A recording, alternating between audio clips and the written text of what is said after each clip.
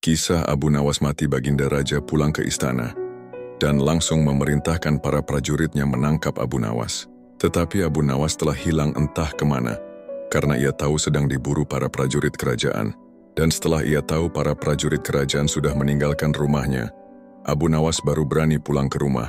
"Suamiku, para prajurit kerajaan tadi pagi mencarimu." "Ya istriku, ini urusan gawat. Aku baru saja menjual Sultan Harun al-Rashid menjadi budak." "Apa? Rajaku jadikan budak? Kenapa kau lakukan itu, suamiku?" "Supaya dia tahu di negerinya ada praktek jual beli budak, dan jadi budak itu sengsara. Sebenarnya maksudmu baik, tapi Baginda pasti marah.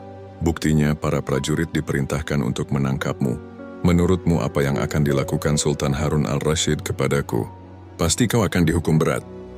Gawat, aku akan mengerahkan ilmu yang kusimpan."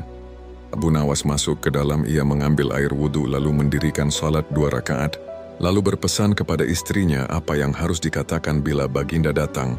Tidak berapa lama kemudian tetangga Abu Nawas geger, karena istri Abu Nawas menjerit-jerit.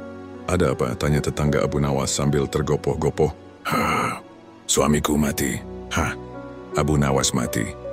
Lihat." Kini kabar kematian Abu Nawas tersebar ke seluruh pelosok negeri. Baginda terkejut. Kemarahan dan kegeraman beliau agak susut, mengingat Abu Nawas adalah orang yang paling pintar, menyenangkan, dan menghibur Baginda Raja.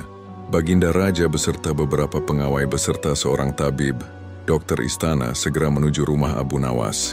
Tabib segera memeriksa Abu Nawas. Sesaat kemudian ia memberi laporan kepada Baginda bahwa Abu Nawas memang telah mati beberapa jam yang lalu. Setelah melihat sendiri tubuh Abu Nawas terbujur kaku tak berdaya, Baginda Raja merasa terharu dan meneteskan air mata. Beliau bertanya kepada istri Abu Nawas, "Adakah pesan terakhir Abu Nawas untukku?" "Ada paduka yang mulia," kata istri Abu Nawas sambil menangis. "Katakanlah," kata Baginda Raja. "Suami hamba, Abu Nawas memohon sudilah kiranya Baginda Raja mengampuni semua kesalahannya dunia akhirat di depan rakyat."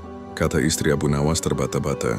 "Baiklah kalau itu permintaan Abu Nawas," kata Baginda Raja menyanggupi. Jenazah Abu Nawas diusung di atas keranda. Kemudian Baginda Raja mengumpulkan rakyatnya di tanah lapang. Beliau berkata, "Wahai rakyatku, dengarkanlah bahwa hari ini aku, Sultan Harun al-Rashid, telah memaafkan segala kesalahan Abu Nawas yang telah diperbuat terhadap diriku dari dunia hingga akhirat.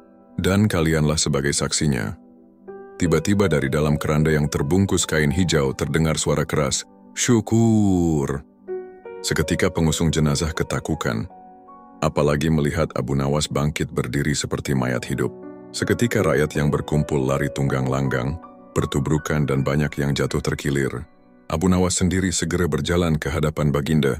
Pakaiannya yang putih-putih bikin Baginda keder juga.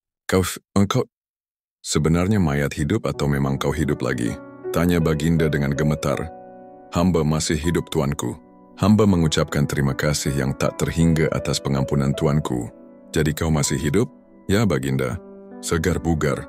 Buktinya kini hamba merasa lapar dan ingin segera pulang." "Kurang ajar. Ilmu apa yang kau pakai, Abu Nawas?" "Ilmu dari Maha Guru Sufi, guru hamba yang sudah meninggal dunia." "Ajarkan ilmu itu kepadaku." "Tidak mungkin Baginda. Hanya guru hamba yang mampu melakukannya. Hamba tidak bisa mengajarkannya sendiri." "Dasar pelit." Baginda menggerutu kecewa.